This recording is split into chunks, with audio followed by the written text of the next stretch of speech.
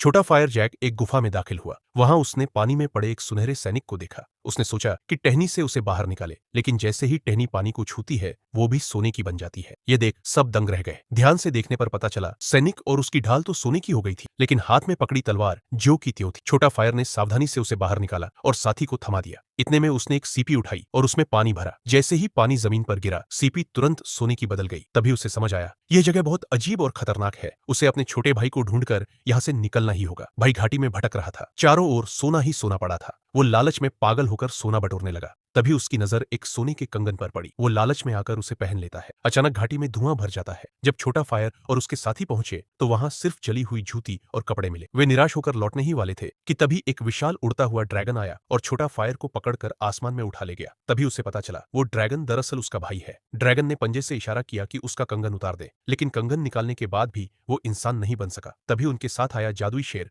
जमीन पर पंजा मारता है। ड्रैगन गुस्से से दहाड़ता है और अचानक उसका शरीर बदलने लगता है। आखिरकार भाई फिर से इंसान की शक्ल में लौट आता है। जादुई शेर ने उन्हें रास्ता भी दिखाया और वे तैरकर वापस हकीकत की दुनिया में लौट आए।